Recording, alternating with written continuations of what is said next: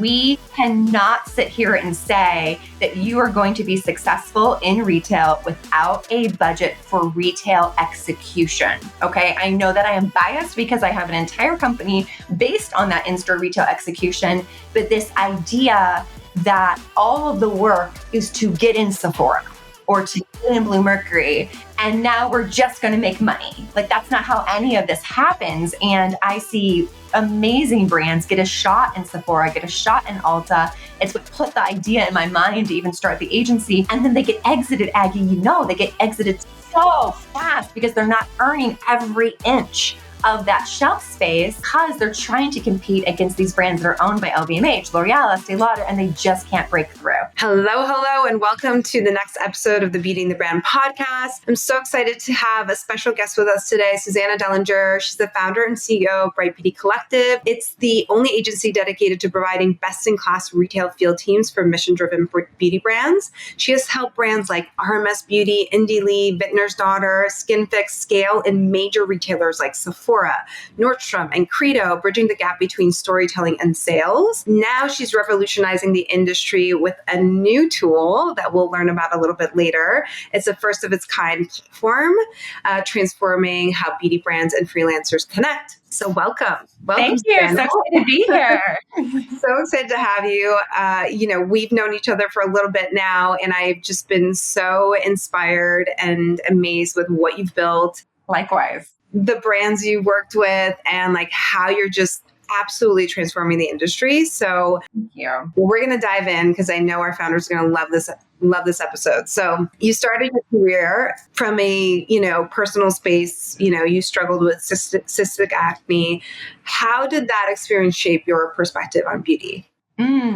I love that. So yes, I was just sharing this story the other week at a talk I was giving, where if you've ever had cystic acne, it kind of has its own like heartbeat and its own pulse, and you can feel it throbbing. And I'll never forget being backstage about to walk on for a brand I worked for at the time called Trish McAvoy to talk to 500 women about how to look your absolute level best. And all I could feel was, you're a fraud, you're ugly, you are not worthy of being on that stage. And of course, ever the former theater major that I am, I just, wiped the tear away, went on stage, did the whole good morning, Miami, fabulous thing. But the entire flight home, it just struck this chord with me that if I, who am being paid significantly well to represent beauty, feel that way in my psyche about not being worthy, then other people are feeling that too. And maybe something has to change. So this whole idea that beauty can be a tool, not for, bad, that sometimes the beauty industry has that side of it that can make us feel less than, but that beauty can be a tool to actually be empowering when taught correctly, was a little nugget that got planted in my brain a decade or so ago. And you even had just recently, I saw that you did this empowering beauty event. Does that, would you say that is in some way it's a response to that feeling? 100%. Yes. I'd love to talk about that intersection of how beauty can be self-empowering versus the industry that can sometimes use it as a tool to make us insecure about things we have to be taught to be insecure about, right? But that is a conversation for a different day, right? But yes, on International Women's Day, I went and did a talk of all of that. And it was a lot of fun. It looked really cool. It's a lot of fun. So tell me, I know you have these pillars in beauty, in your collective. You talk about championing impact beauty. What does that exactly mean? Because I know you're very selective too with the clients that you take on. What does that actually mean, and how is it necessarily different than the clean beauty movement? Yeah, I would say clean beauty is the start. And impact beauty, I think, is the future of where it's going. And sometimes, unfortunately, clean beauty has also lost a little bit of definition because it varies so much retailer to retailer, and it's sometimes misused. To us, we care most at BBC about brands that are looking to do great things in the world, right? We believe that beauty can change the world through give back programs, social programs like Buy One, Give One, one tree planted, 1%, using this $1 trillion almost industry to make a beautiful impact on the planet in that way, but also an impact on lessening pollution by choosing really great, recyclable materials for packaging, thinking about innovative ways to source materials that don't over harvest from other countries. And of course, ingredient selection to make sure we're basically not doing any harm. I mean, to put it bluntly, impact beauty to me means we don't do any harm to people, planet, and we're also not jerks. I love that so much. And you've stayed true to that. Like you truly are very selective with the brands that you work with. So let's talk about Bright Beauty Collective. Yeah. You were an influencer. You were working as right? You were working. No, never that big. I think what you're referring to is 2020 when I was had my series of bringing brands onto my Instagram when So I remember that. The beginnings of Bright Beauty Collective was never me sitting down to be I'm going to have a multi-million-dollar agency. That was not the plan. I had worked in what I would call conventional beauty for about a decade and a half, left to have my daughter because I fertility issues and didn't really know what I was going to do. And 2020 struck. And I was on an app called Clubhouse, if anybody remembers it. Yes. I think we might have connected first on Clubhouse. We were probably similar chats and rooms. And I was engaging with, it's so funny. I was engaging with brand founders I had always looked up to because when I was at these larger conventional brands, I had fallen in love with clean beauty because of my journey with infertility and cystic acne. But I was still at the conventional brands that had me sign contracts that I could only ever use their product. So I was sneaking in, RMS and Kira Weiss and Bittner's Daughter and putting it in other bottles and things to make it look that way. And so suddenly these brand founders were in these rooms and we were chatting and, you just started to hear the same thing being repeated about the same pain points that they would have. And one thing led to another, right? People would look at my LinkedIn afterwards and say, wait, you did what? For who? Can I jump on the phone and ask you these super quick questions? I'm having this issue in Ulta, or we're looking at this thing in Blue Mercury. And I had an 18-month-old at home during the pandemic. I don't know about you. I needed adult interaction. So I was yes. At the time, Atlas was 1 month old or 2 months old when I was on Clubhouse. I was I can't do video. I cannot do video. So I totally agree. Yeah. And so I was it never even thought to me to charge for the knowledge. I just wanted to get on the phone, solve a problem and feel useful. And my first client was Axiology Beauty. They asked me about something that was going on in Ulta. I gave her some advice and she was can you just do this? I'm find some people to work in store. Yeah, I know people. And I wanted to put my people that I was friends with back to work during such a challenging time. And then another person came and another person came and another person came. And suddenly 3.5 years later, here we sit as the country's largest retail sales agency for impact beauty. That's incredible. And you obviously saw a need. There was obviously a clear need for this. I'm just curious for myself. I'm sure the audience might be curious too. What was the alternative? What were they doing instead of what you were offering? Yeah, it was either trying to figure it out themselves, which is wildly time consuming and costly if you don't do it right, or traditional staffing agencies, which sometimes just are not the best fit if you're a brand looking to do things differently. And I'll just leave it there. I have a lot of respect for all brand founders of every different type of model of agency out there. It is not an easy life. However, traditional staffing agencies tend to work best with really well-known brands that are status quo. Okay, got it. I'm what were they doing before you? Yeah. And I'll leave it at that. So you just in 3 years, you built this multi-7-figure company.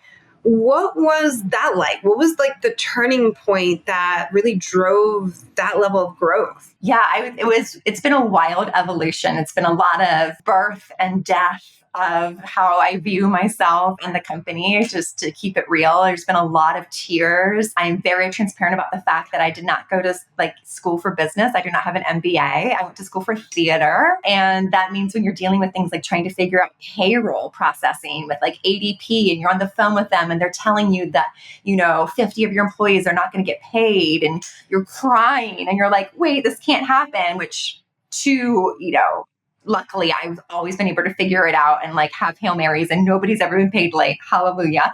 But that's an example of just one of the tiny aspects you face is, as you know, when you start a company, it's something, normally a skill set that you're very good at, that you then hire other people to help you do. And now suddenly you're managing all of it. You're in the back end of all of it. You're in the operations of all of it, instead of being the one actually executing always yourself.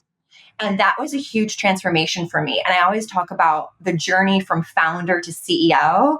And I think of that as two very different versions of myself that still are at war sometimes, my founder mind versus the CEO mind. And I had incredible help along the way. I was very, very, very lucky. I had an amazing friend who does nothing but management consulting, who flew to Charleston. And he works with Fortune 100 companies. He's just insanely, insanely amazing, Netflix and huge companies. And he was like, what do you see when you look at this? And he put it all on a wall, beautiful mind in front of me. And I was like, oh, this is not going to scale. I don't even know what that word means, but this is not going to scale. And we just he just really helped guide me. He never told me exactly what to do, but he helped me see the path to it. For example, when we started, I didn't run our own payroll, right? I was bringing in freelancers at the time to other people's companies and then getting a fee for that. Right. He was like, what would happen if it was your company and it was your payroll and it was your agency? Because my pain point was I had these great people that we'd hand off to a brand. But then I was like, oh, they're not doing what I would do with them. I know how to really train them on this way or get them to engage with this way. And there's this whole other level they can't break through yet. And he's like, what if you did? I'm like, I can't run $100,000 payroll. I'm not going to go. And he's like, you don't have to. He's like, you invoice your clients every pay period. And I was like, well, can you do that? And he's like, you can make up anything you want. I'm like, okay. So to this day, spoiler alert, I do not operate as a typical agency. And I tell that to clients right up front that it's highly unusual, but we invoice every 2 weeks. So we built it with absolutely no capital, no revenue. I did not go get a loan. And we've been profitable from literally day one because of that. That's incredible. I love that you were prompted to kind of look at this totally different business model, essentially, or a totally different way of processing processing the payment. I think it's super cool. And now they're my employees. They're W-2 employees, and we have benefits and we have all these things. And it's cool to see this tangible thing that's been built from this idea of, well, I'm just consulting, to no, this is actually my field that we built. And that's why I say is the biggest difference is we've built a world-class field team that we basically lease out to other brands versus a staffing agency model, which is, hey, I need someone in Omaha tomorrow for an event. Do you have somebody? And we just go find somebody who can walk and chew gum at the same time. That's not what we've built. It's been something very different. That's so cool. Your team, along with some of the brands that you've worked are indie beauty darlings. How did you did you just go and approach the brands? Did you pitch them? Did they find you? Or I would say have been just so sprinkled with fairy dust from the beginning of it, because like I said, it started in Clubhouse, started with one brand who then referred me to another brand. One of my favorite stories is because of Clubhouse, the small, tiny, at the time, little known brand out of Canada called Talk Beauty had been passed over by Credo. I hosted a talk in Clubhouse with Annie Jackson, the founder of Credo. Tara, the founder of Talk, was in the audience of Clubhouse and raised her virtual hand and basically said to Annie, hey, your buyers made a mistake passing me over. Annie was like, actually, paraphrasing here. And Annie was basically like, let's give it another shot. Let's give you a trial. She got a 60-day trial for Credo. And Tara, since she was in the audience, said, hey, can you help me? She had one SKU, one mascara. Right. I said, sure, let's try it. And we sold out in 48 hours across the country. We were selling like 24 mascaras per ship. And that put us on the radar for Credo's buyer really fast. Wow. Megan basically reached out to me and said, hey, can you jump on a Zoom? What's happening? You guys are beating our number one selling mascara brand at the time with this brand we thought maybe would not be the right fit. Like, what is going on with Bright Beauty Collective? And like, once that happened, then we're getting referrals from Credo to their brands coming in. And then previous to me doing any of this, previous to 2020, I had been at an event at Met Rosemary Swift here in Charleston, South Carolina, RMS Beauty, prior to her being sold to a much larger firm. And I got the phone call from RMS that said, hey, we heard you have an agency. We just got sold. We are interested in talking to you. And so we started very small together with just 10 stores in Blue Mercury.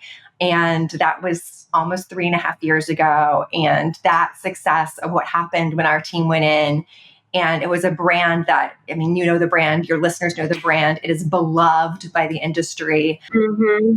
Really broken through to traditional retail shoppers as much as it was this like indie clean secret. Mm-hmm. So in like a larger retailer like Blue Mercury, it was getting overlooked. Our team, of course, went in and said, y'all are missing it. This is the best thing since sliced bread. And the rest is history, right? They won, Women's Wear Daily Breakthrough Brand of the Year, a brand that like Rare Beauty had gotten the year before. They've just been off to the races with a lot of other great stuff they did, right? It was definitely not just our field team, but it was this perfect synergy of a powerhouse brand with new leadership investing in it and our insanely talented field team. And once that happened, our phones just didn't stop ringing in a great way, right? That's amazing. I want to circle back actually to Talk Beauty, because I think this will be really relevant to our listeners. What made it break through? Like you said, it sold out in 48 hours. What was it? Like, what was it about? Yeah, I will say, Telling it or storytelling or position. It's the storytelling. I would say our team has a head start in the fact that, like I mentioned, I was in conventional retail for some of the best brands out there. So my field teams that I knew are world-class storytellers, to your point, Aggie. When they know, like, okay, this has horsetail extract, it's going to make your lashes grow. It's also going to be naturally water resistant. This is made in Canada. Like, when you give them these selling points, they have been trained and trained and trained over the course of 5 to 10 years, depending on how long they've been with me, to deliver this. And I said, this is the one, you only have to talk about this one thing. They were like, let's off to the races. And of course, we have selling tips and, suggestive selling that we do, which is, do you need a fresh mascara today? Great. How many do you need? Right? Because we need one in our bag, one here. So we were selling multiple mascaras to just one customer, bringing the story to life. So it's when you have a great story, meet somebody who really understands how to engage and connect with that customer. Us also knowing, like, we specialize in clean and impact-driven beauty. So we know the not so great for you ingredients that are in traditional mascaras. So if somebody's walked Credo, they're clean beauty, they probably want to know that there's coal tar in the majority of the mascaras. And it's one of the first things they could switch out. And it's a low price point to switch out versus having to switch out your entire skincare regimen. So it's an easy add-on to every basket. So it was just a very easy item because of how wonderfully formulated it was to start with, but the price, everything, just laser focused execution. And that's where I think most brands miss it, is the execution of that storytelling to the client. I love the detail there. It actually makes me excited. I'm like, I need to try this mascara. I still use this mascara to the day. Tara is not currently a client right now, but she's a dear, dear friend of mine. I was just talking to her yesterday. I'm like, I still use her mascara. It's amazing. I'm like, I need to know more. I need to try this. I need to go shopping. After this conversation, I need to go shopping. Okay, so tell me, I want to go a little bit deeper here because this is really interesting. So storytelling combined with sales. Yeah.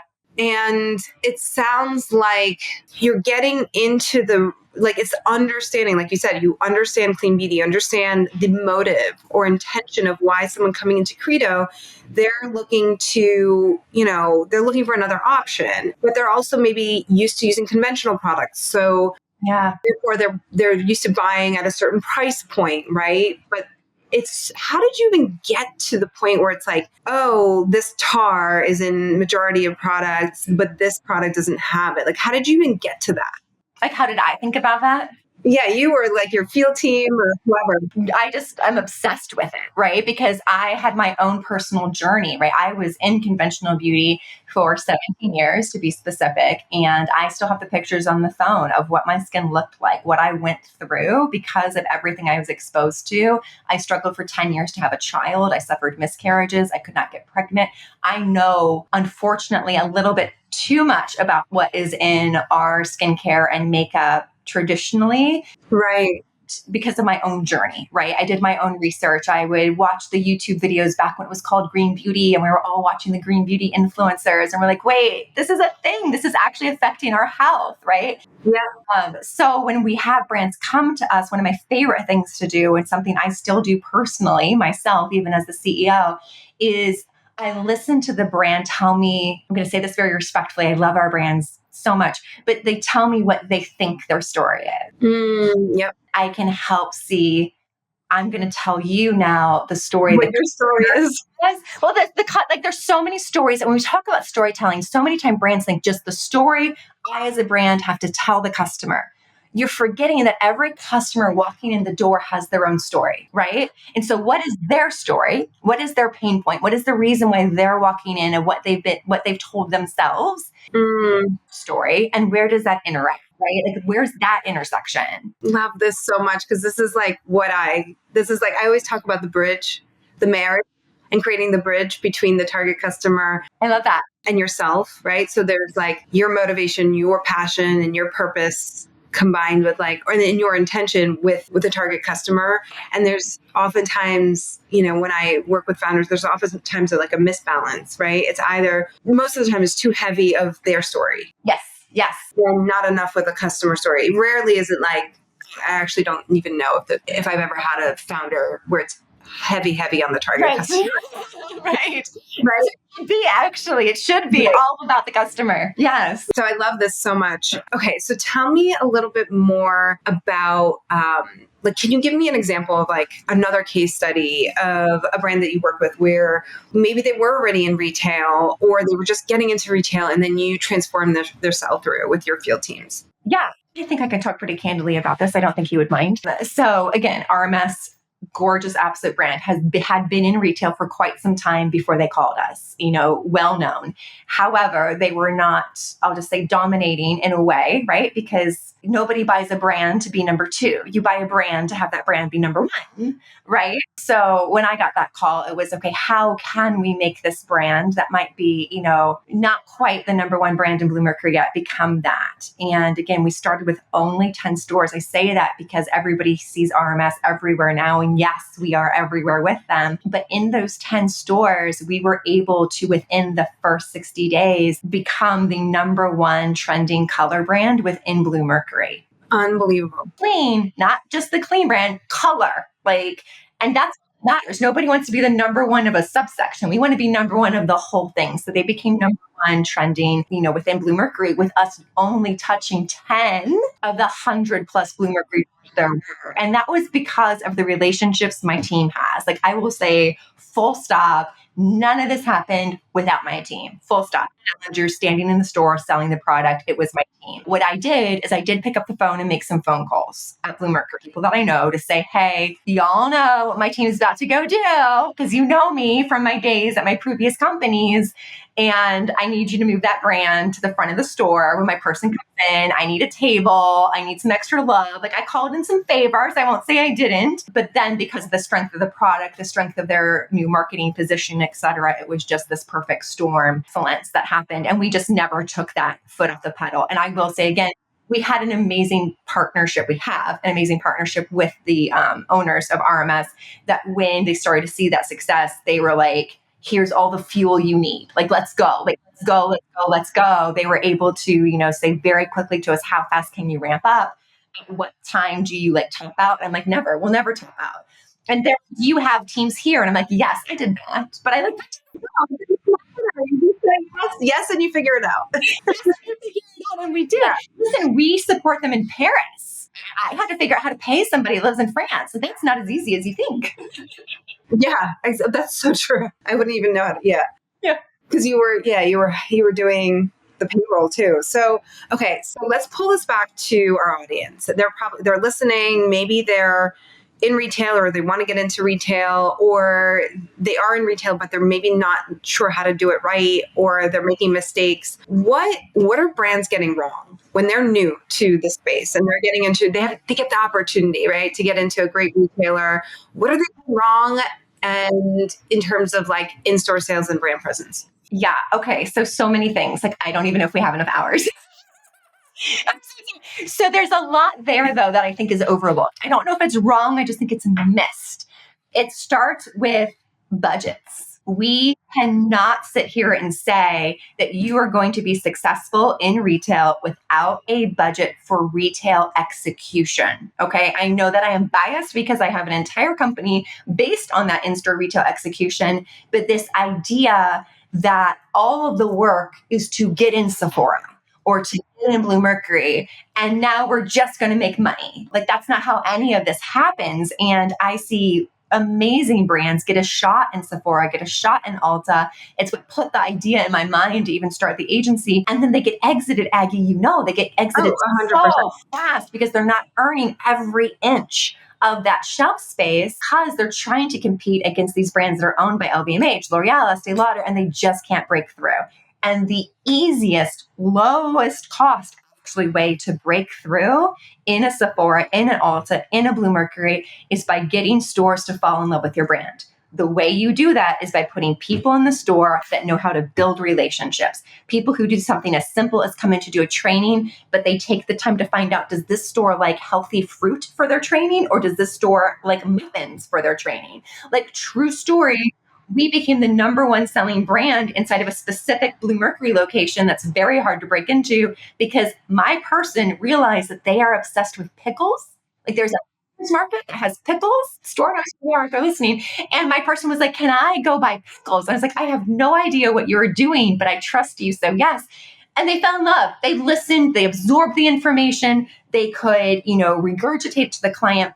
Great in-store execution is not just about, I have a person I'm paying for to do a training or to do an event or to be my one time a week sales. Like, that's wonderful.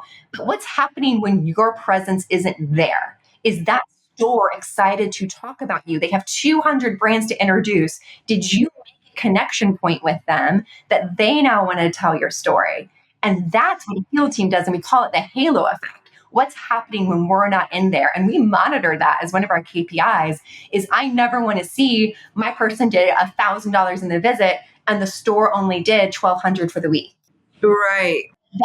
That's like the brand might be like, I'm so happy we did 1,000. I'm like, well, we have danger because that will never become profitable for you. 100%. Last time I checked, we were all concerned about being profitable. 100%.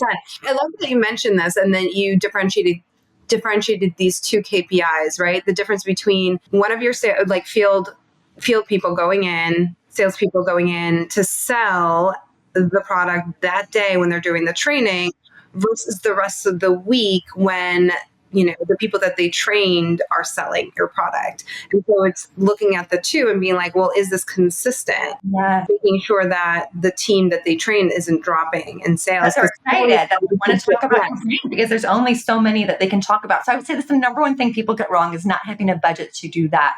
The second thing I think that people get wrong when they go into retail is thinking that they have to pay for every promotion that the retailer comes to them with. And they're very expensive, right? Every gift bag, every window cling, every GWP moment. And then suddenly they'll say, well, I don't have a budget suddenly to launch a new product because I put all this money into being in all these promos. Picking and choosing the promotions that you take part in, I think is a art.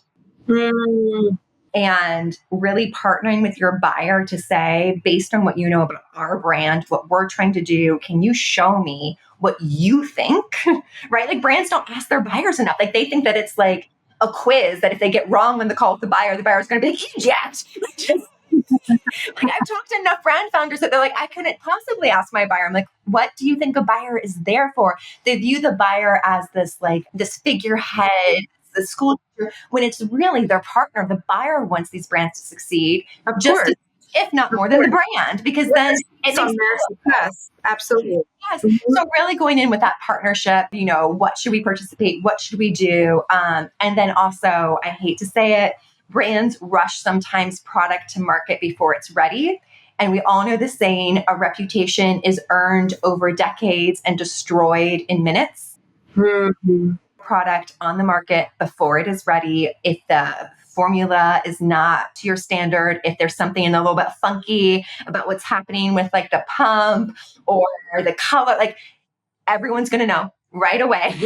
And you're going to be put in a situation that you're going to have to face RTVing, and that can be very costly to brands. So this idea that you have to launch new product constantly to keep up with consumer demand, because of course you're being told in every buyer meeting, what do you have new? What do you have new? What do you have new? Feel that pressure. But I think, there's beautiful brands out there. Look at Vintner's Daughter. They've got 3 products. They're my favorite example. I'm like, less is more. Less is more, people. More and more now, because like even Sephora has their like bestseller section now, where it's like they're just doing 1 or 2 SKUs of a brand, not like a whole collection to introduce. Even a color brand, they're like, oh, I think I have to launch with like every single color ever made. I mean, look at Neen. I love Neen. Neen is done by Janine LaBelle, who founded Stila, for any listener that doesn't know. So, I mean, she's got some chops, right? Some chops. But when she launched Neen, which is in, Blue Mercury now, there's no foundation, there's no concealer, right? Like she wanted to make sure that what she launched, she was like, this is the perfect formulation. So she was like, we're doing eyes, we're doing lips, or flip it and look at OG, right? Also in Blue Mercury. And they have amazing cult following for their bronzers and their foundations. They don't make a single thing to do with eyes except for mascara. There's no eyeliner. There's no eyeshadow. So I think this idea of really focusing on what you do well, hammering that same, they think they have to have this different product, to have a different marketing moment. But what core product of yours can you reinvigorate when you're talking to your buyers or your marketing team about storytelling? It doesn't have to be new all the time. And I just went off the deep end there. Sorry. I was following you the whole time. Absolutely. I think it's less is more.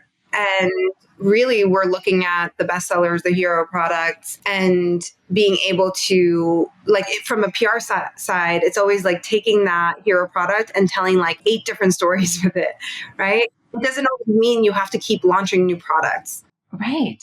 And the truth is, most customers probably have never heard of your product, right? You think so many times brands are like, oh my gosh, we talk about this all the time. And like, there is so much messaging out there, whether it's on social, digital, whatever, your story's getting lost. Like you're brand new to people and you've probably been around for 15 years, guys. Like keep on telling the story that resonates with your brand identity. Absolutely. I wanted to ask this question around like pulling back high level, not necessarily wholesale specific, but from your experience, with all the years of experience that you have, looking at all the brands, indie, mainstream, like everything in between, what do you feel makes the difference between a brand that makes it ultimately and a brand that closes? Because we've seen closings of brands in there, right? They can close and reopen all within 3 months. There you go. So what is that? What do you think from your perspective? You're like, there's obvious that I'm not going to get into, which is you got to have the cash. Right? Cash is king. A lot of beautiful brands go out of business because of lack of resources, right? Like that's number one. However, I would say super, super high level, a natural curiosity about their community is what sets brands that really break through apart. Too often you can see brands start to, let's just say, believe their own hype a little bit. And there's this lack of then understanding where their client is or what their client is going through. And they might be really hot for a year or a year and a half. And they're like, whatever happened to ... We could fill in the blank of a lot of names, right? And you're like, they just fell off this cliff because their customer changed and evolved and through something different. And they stopped at the beginning. They really understood that customer and now they don't, right? And I think one of the best, examples I see of that, you can look at it at a lot of different levels, but something we talk about is this hyper-local community engagement, right? Like we talk about, this idea, my VP of marketing and co-founder in my next venture, her name's Kathleen. She said, this phrase and it stuck with me. And I'm like, yes, that's exactly it. It's like retail should never be just a shelf. It should be an experience. It should be an experience for your ideal customer. So if you're in a Sephora, but your customer is a very specific shopper of Sephora, like how are you engaging that specific shopper? Like how Tower 28 engages in Sephora is wildly different than how like House Labs engage. It's a very different thing, but it's the same actual physical location, right? So ways that you do that, obviously they do it through community management, right? On social, but some of our brands we've worked with, we actually do events outside of the retailer. Like we partnered with something called Black Girls Rock in New York. And we went to a restaurant and it was about, this like really great community situation. And it was nearish a Credo. And we just, interacted with the community that was in this neighborhood in Soho, right? And then suddenly, surprise, surprise, the next 4 weeks, you see this huge uptick in sales from this natural engagement that you're doing. And it can seem like, oh, well, it's just one store. But if you can do that on a national scale and like choose, like at first, if you have limited resources, where it's going to make the biggest impact for you, you could look at your DTC, like what are your zip codes that are ordering the most? Like where do you need to show up and really know your client? I think communities take care of brands in a way that brands sometimes forget. Oh, I love this. I love this takeaway. I think what I'm hearing is, and I see this too, is like once you have something pop off, it's making sure you are continuously revisiting and re-understanding the community. They may be evolving. Their needs may be changing. They may have, come in with one problem, but now they actually have a new and different problem. Yeah. And so it's always going back to like listening to the community and responding to them and asking them those questions. Yeah, I absolutely agree with that. I think we all know a brand that has done that very well over the years is a brand like Elf. They're so good at that. They like their marketing. We all know like they're world-class marketers over there. Yeah. But then you also see a brand like Vintners, right? They understand their client so well. I mean, I think all of my brands understand their clients really well. Right? Full transparency, Vintners is no longer a client because they're focusing on different aspects of their business. But, I always say once a client, always a client. Of course. Yes. Absolutely. Okay. So let's move forward and think into the future. What is the future of freelance field teams? And do you think more brands will adopt this model? I think brands will realize very quickly. Retailers alone, like one of the number one things during a pitch when you're talking to a retailer is what is your plan for retail execution? I think retailers are expecting it, if not demanding it. And I do think brands will, and I hope that they will continue to do that. In full transparency, I would say there is a place and a need for agencies like Bright Beauty Collective. I believe deeply in what we've built as a team. However, there is only so many brands that an agency like ours can work with. We limit ourselves to 10 brands at a time because of how deeply we go with strategy. Right, makes sense. How particular we are about the types of people we employ, all of that. It is not scalable to 200 brands. Right. If I put my money where my mouth is, and say that I believe beauty can change the world. And I believe that the Davids can slay the Goliaths, right? And that we can really make impact. That's what's kept me up to be like, how can brands really get this head start if you can't afford an agency? Because there's a large overhead that comes with agency models. I'm not going to be anyone to tell you there's not, right? And we're probably one of the more mid-tier priced agencies actually on the market. So to that end, right, it was very interesting. My VP of marketing comes from food industry, actually. She's a dear friend of mine for the past 10 years. And a year ago, January, she was looking to make a change. And I'm like, you know what? We need some event and marketing help. And she was this badass from Whole Foods. And I'm like, there's this interesting intersection of food and beauty, and you could bring in brands, to help us at events. And we didn't know what it was going to look like, but we just knew, let's try this. Surprise, surprise. She's actually a genius at all these operations and tech. And she was looking at this with me too. I was like, how do you scale this? How do we fix some of our problems? Right. Because the scheduling, the operating systems, all of it. Right. And she was like, what if we became tech bros? tell me more, tell me more.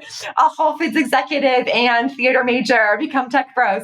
And it was at first to solve our own problem, which was, an operating system that really made sense. We were meeting with so many different software companies for scheduling and data reporting, and nothing was meeting our needs. And she's like, let's just build out our own. And I was like, you're right. We could actually become tech. And so we're creating a platform. We've created a retail sales platform called Fieldly that is launching soonish. Oh my God. That will actually allow brands of any size to be able to use what we've done at Beauty Collective. And it also does matching with freelancers in different markets, whether it's beauty or food or event. You can find your staffing, you can pay people, you can schedule them. It pulls data insights based off of, the best possible day that week so that you're no longer guessing. There's a lot of guessing in beauty. Like we think it's going to be busy Friday and Saturday. That's not the case anymore. I can name 5 cities right now that are way busier on Monday and Tuesday than they are. So all of that, is going to be able to be accessed in the palm of your hand. And we're really excited to kind of shake up how field team marketing, retail execution has been done. This is fascinating. And I can already count, there's probably 100 brands that I know that are I cannot wait to use this tool. And I have brands that maybe they're not in Blue Mercury or they're not in Credo, but they're in 500 boutiques. 100%. Retailers, or they're in money, by the way. Those are probably the brands making some good money right now, by the way. I love independent retailers, side note, they're amazingly profitable. Yeah. They are. And, but at a certain point, right, you cap and some of them are servicing these brands on their own. Some of them, or these retailers on their own, some of them aren't servicing them at all. There's no capacity for it, right? So I think this really creates fits that hole, or fills that hole that we thought long and hard about it, about whether or not was this going to be, because the initial idea was we built it for Bright Beauty. Was this going to just be something we held at Bright Beauty? This tool, yeah. And you have to pay us more money now. And then we're that's not what we set out to do, right? Maybe it cannibalizes Bright Beauty a little bit, because I've talked to some clients that say, you're probably going to be a better fit for Fieldly when we launch, and you're going to have first access to it. But I think at the end of the day, it's going to help so many different types of brands. I mean, I joke that it's the whisper network, especially in beauty retail. How do you know how to find people in beauty? You have to know somebody who knows somebody. And then, God forbid, you launch in Omaha, Nebraska. Nothing against Omaha, Nebraska, but where are you finding somebody to work in Omaha, Nebraska? Or let's say you're based out of the UK and you want to do business in the US. Right? It's so hard to find people. And then also really understand what they're doing in store. You're waiting for the sales report to come from your buyer. You're did we sell anything? And so this operating system, you see literally in real time. You get shift card reports, you get pictures and videos of what you look like in store. You get I wish I had this when we launched. And oh my God, do you know how many hundreds of doors we called? Being hey, are the testers on the floor? And are they displayed correctly? You're sending them a PDF guide of what your merchandising guidelines should look like, but you have no idea if the person who set it up, cross our fingers, hope they did it right. Oh, and they didn't. Spoiler alert, they didn't. But okay, so I have questions. Yes. Well, one of the thoughts I had, as you were sharing this is this will obviously be helpful not just to beauty brands, but all products. Yes. Anybody in CPG. Mm-hmm. Anything CPG. And you're also helping, to your point, Omaha, Nebraska, you're also helping to employ maybe, and I'm seeing this on my side with, in New York City, I have my mom friends from school who they don't want to do full time. They want to get back into the workforce, right? They want something, but they want it to be part-time and they want it to be flexible. And fun. Yes, they're I'm done with I did the corporate thing. I worked with the ladder. I'm done. I want something that's fun and part time, and but they something that they're proud of, right? They want to get back into the workforce, but not the way they were doing it before. And so I think it'll help with people like that, moms, parents, people who are trying to get back into the workforce in a different way. Yeah. No, I'm excited too, because just like it's the whisper network for how do brands find great people, is how do great people find great brands? Because that also becomes like a who you know situation, and it becomes a little bit privileged based on, Mm-hmm. who you happen to have in your inner circle. And so this idea of like somebody who maybe used to live in New York, but now they post COVID, they've moved out to San Diego to be with their parents or wherever, they're able to see in real time some really great brands that are looking, and it's this fun matchmaking aspect. And I think a lot of people probably would think we started this app idea thinking about the recruitment matchmaking because that's such like the obvious shiny toy of it. But it's really was made first and foremost by the operating system. So just like we think getting into retail is the hard part, it's not, right? We know staying in is the hard part. People think finding talent is the hard part. It is not the hard part. The hard part is managing, scheduling, and making sure that is actual like data driven. Mm. ROI, like how is that all happening with your field team?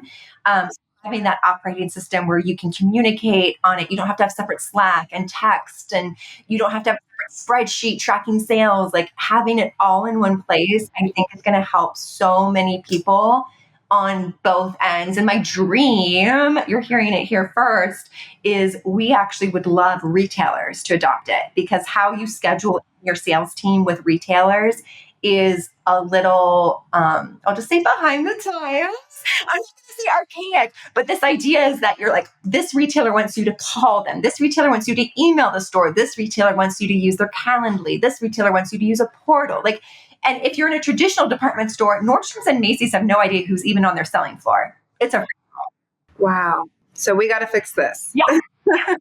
Just so there's a big picture here that we are working on. Okay, so I'm going to challenge you on this for a moment. Storytelling. One of the reasons why, Bright Beauty Collective has been so successful is your understanding and your deep knowledge of storytelling. And I'm sure you have a very specific way of how you train your field team members and how the SOP behind like, how do you get them to sell in the right way, right? So is that built into the tool, or like asking this? how will like how much of BBC is built into the tool, right? So here's how I'll answer it, right? We do plan on having different levels of Fieldly, right? We do plan on having different other avenues that you can use Fieldly for, including areas where you can upload your own trainings, your own storytelling, ways that you can engage with your field team.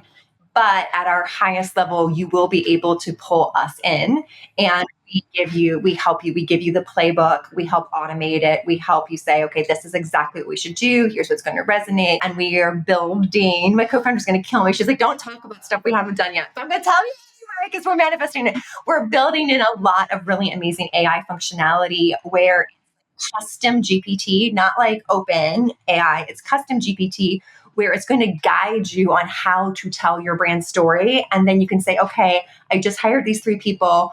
Show me a training for these 3 people of them to understand this piece. And it'll do that. Let's say you're about to go pitch Blue Mercury. It's going to say, now show me parts of my story that I can use in a pitch for Blue Mercury.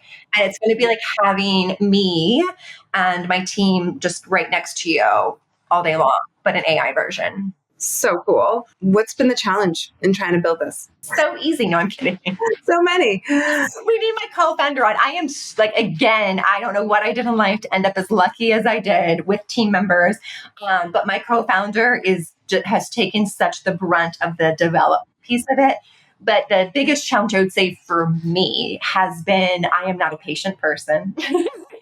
I want every shiny unicorn thing in my brain to be in version 1. So the challenge has been to say, okay, it's ready to go. It's not going to be everything yet that we want in the future in like version 3, 4, 5. Right. Keep telling myself the famous, the quote of saying, if you do not cringe at the first launch, you waited too late to launch. So knowing that we're going to be able to solve the problems that are right in front of us, I have to be like, yes, that's enough right now versus other 100 problems I want to solve in the future. Otherwise, it would be like 2027. And yeah, for sure. All that to say, I think the biggest challenge is just getting out of my own way. getting out of my own way to say, yes, this is ready to go.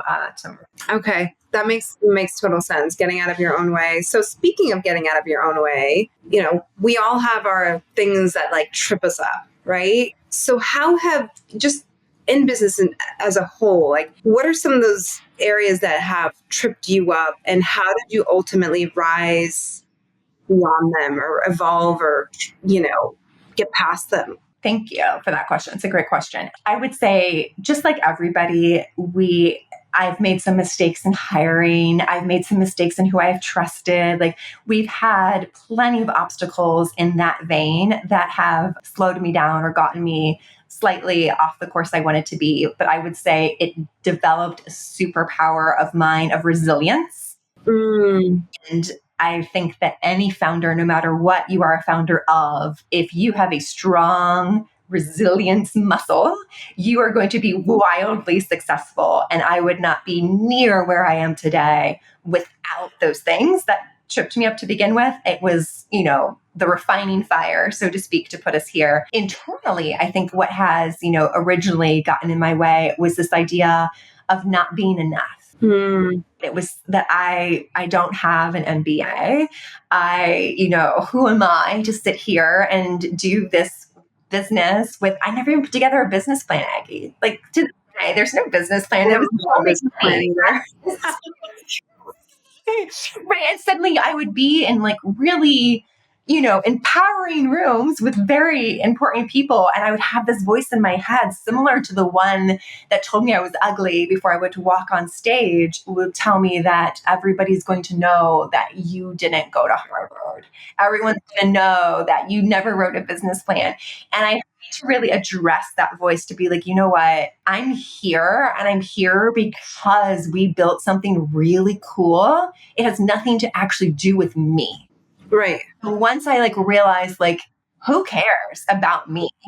What solved is interesting.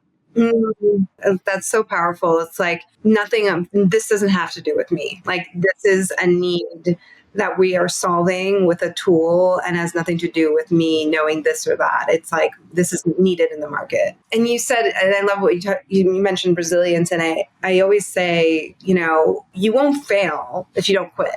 Like basically, like if you really think about where does failure happen? It happens when you just stop or you stop going, right? Like that's when failure happens. And it could be a failure, but ultimately, if you keep going to solve that failure, overcome that failure, if you just keep going, you will win. I love it. I love it so much. I mean, I read something a few months ago that I really needed to read because I was like, oh, I was feeling that failure shows up in different ways along the journey, right? Like how as a failure 3 years ago, I would have dreamed about, right?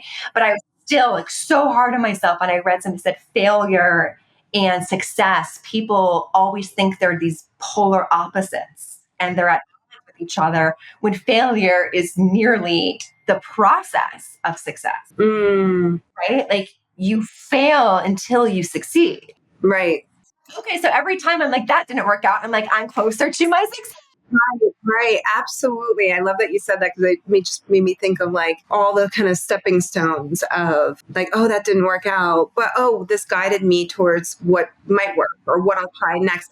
And it's interesting because I was talking to my husband recently about I tried last year we tried we tried this, we tried that, just different things that we were excited to try out and some didn't work out. Yeah. But I remember he was telling me and that got you that much faster and that much closer to what does work. That's it. And eliminating, so it 100% agree. And I'm curious to know, do you have a morning practice that you do? Do you have a special thing that gets you in that mindset of that CEO? Trying to be better about routine. I'm not a routine person, right? I'm trying to be better about, especially I have a 6-year-old daughter. So my thing is walking. Right. I live in Charleston. I work out of downtown Charleston. It's beautiful. I love to walk. And when I walk, just the synapses in my brain, just everything starts to sort into place and I see things differently. So I actually, now that I'm an AI techie gal, I just recently turned my whole schedule over to AI and basically had it build me out a CEO level schedule of how I spend my time and my mornings after I get set up in my office is I go and I walk downtown along the water, and I swear it's game changing. The very first week that I let AI run my schedule, I was like, this is amazing. Hold on. Stop. Let's put a pin in this. Yes. Was it Chat GPT and is there like a specific prompt that you So gave? I built a custom GPT, if you're familiar with what that is. Okay, so I built a custom GPT and gave it very specific directions on how I wanted it to act and the lens of what I wanted it to look at. And then I uploaded as a CSV my next week's schedule from my Google Calendar as an example.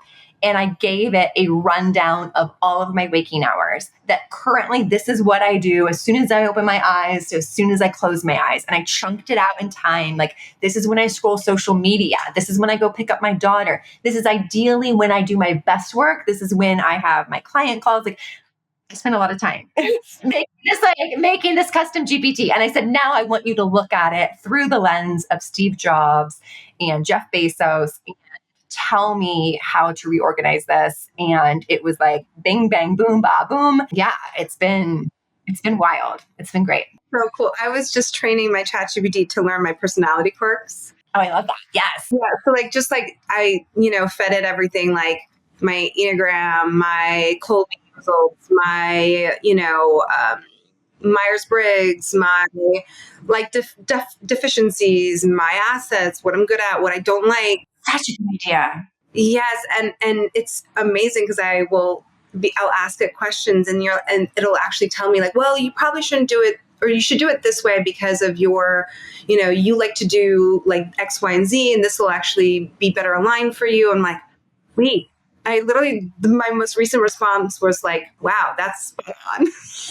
Like, I think that's what people don't understand about ChatGPT is that you can build it. And, oh my gosh, we can go off on a tangent about like how it's with it. You can build it by feeding it such good stuff about you or your topic or whatever you need that it is like just a game changer. If you just use this as a generic prompt thing, like, yeah, it's going to be mediocre, right? But if you go down and you do exactly what you said, like, oh my gosh, the stuff it can do is I want to spend more time doing it. I'm like, next week I have like a no call week, and I'm like, I'm going to keep training it. I love what you just shared too with the schedule thing. Brilliant. Okay. So final question.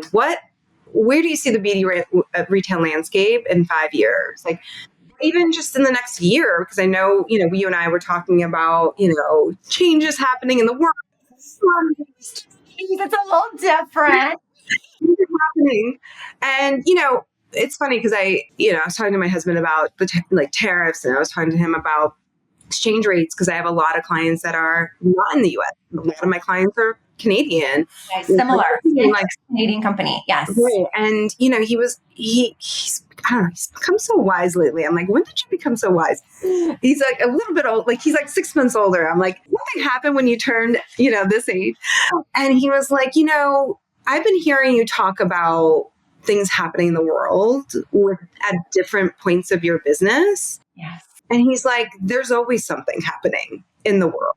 And he's like, you just keep doing like what you're doing. And it's been working. And with all the stuff we've had, like COVID, world wars, I mean, you name it, like, right? Like in the last 7 years, it's been insane. There's always something happening. And so I think that was a really good reminder. I was like, yeah, actually, you're right. Like, why are we even like, I'm saying, of course, we pay attention to what's happening, but yes. As a CEO, as a business owner, we always have to remind ourselves like, yeah, there's always something happening in the world.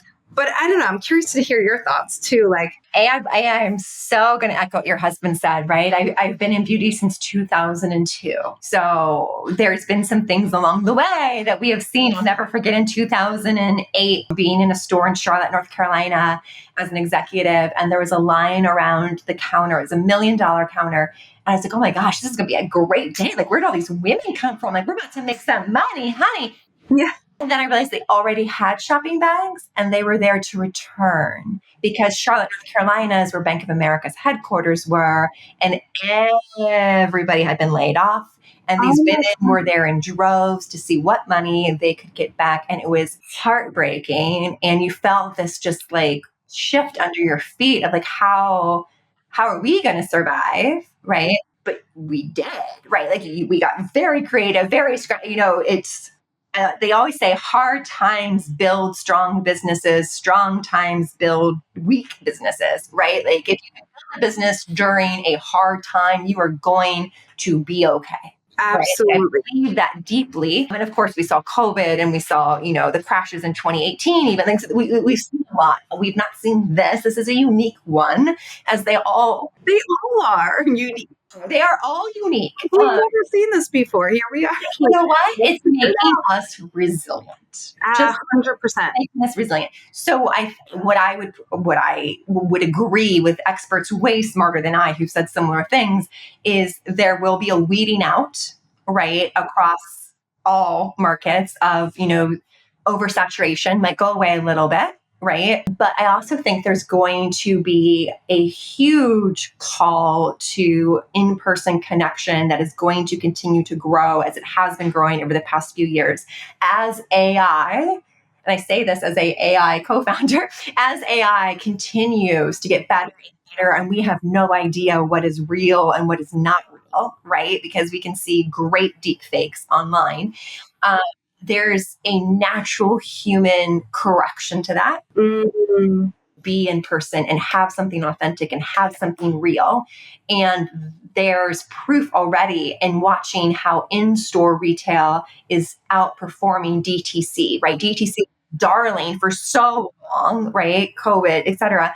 And now, obviously, cost of customer acquisition, ROAS, all of that is like off the charts, right? But also people are showing up to specific types of in-store retail. And I think those retailers are going to be the ones who can figure that out. They're just going to explode. When I was in Raleigh this past weekend at an independent store called Flourish Market to speak about beauty, nobody, they were not there because of me. Let's be clear. They were not there because of me, but there were 50 women who showed up at 10 a.m. They were not late. It was not 10:10. It was 10 a.m. These women all showed up. And I turned to the owner of Flourish Market and I said, I flew around the country for some of the world's most famous makeup artists, and we couldn't get 50 women sometimes to show up on time inside of like our Bergdorfs. Like, what is this? And it's this intentional community that she's poured into for over a decade, that she listens to. She surveys them constantly. She just understands that customer so fully and has built something for them that they show up at 10 a.m. on a Saturday to listen to somebody they've never met before, right? Talk about beauty. And I think that's what you're going to see over the next year to 3 years is the Sephoras of the world paying attention to that, the Ultas of the world paying attention to that. We've seen it a little bit, like they're doing great, like in-store things with really cool influencers, not like the big splashy influencers that have millions of followers, but the ones that are like great communities that show up for them, that talk about, doing beauty over the age of 40, right? And it just did that with somebody named Erica Morse in Ulta. She's done a lot of events there. And she actually used to work at Trish McEvoy, where I worked, and she's blown up on TikTok. But I love seeing brands utilize influencers in that way to bring their customer off the internet into the store. And to see somebody as big as Ulta lean into that. And now Sephora is doing like birthday parties in store, right? Like love it or hate it for the tweens. Like that's fun. Like that's cute. Like what experiential things are going to be built that the customers actually want? And that's going to be exciting to be a part of, I think. I love this. And what I'm hearing too is, and something that I was just talking to someone in makeup, like a makeup artist about, is that no one cares about trends anymore. Like nobody cares that this is like cat eye eyeliner, or like the cat eye, whatever, like is the way to do something. And everyone's just doing their own thing. Yes. How does that translate to sales, right? Well, to your point, it's combining the product with bringing experience to life. Because I think people aren't as interested in just buying a product anymore.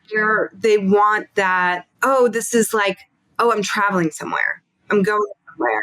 Or I'm feeling things on multiple levels. I'm not just buying this. Right, which is great, by the way. It's great. No, I think there's something so interesting to that. Like we talk a Not lot. a product placement, but you can have it. We talk about that too, right? It's like this idea that beauty it's a playground for us as adults. It's where we can let our inner child run free. And when you walk into a Sephora or an Ulta or wherever, it's like for those few minutes, like you're able to drop the worries, the weight of the world, or what happened at drop off line, or your kid telling you they hate you, or your boyfriend was stupid, that like whatever it is, like you leave it at the door and you go in and it's like it's so sensorial, you touch it, you play with it, all of that. But then if you add that to this social element, right? Other people that are fun to engage with and interact with, whether it's an actual event in store or just great store staff. Like I love what Ulta's doing with doubling down and how they train their in-store staff, right? Like it's not just somebody who's like, yes, let me help you go find this product, but let me actually really listen to you. Like I'm a Nordstrom. Came up on the floor of Nordstrom 20 some years ago. And it's like this idea of this like customer service at this like bigger level of having the client be seen, show up and you're seen, and there's other people who are being seen and you're bonding and you don't know each other, but you're at this maybe event and you're like, oh my God, we're best friends. Yes.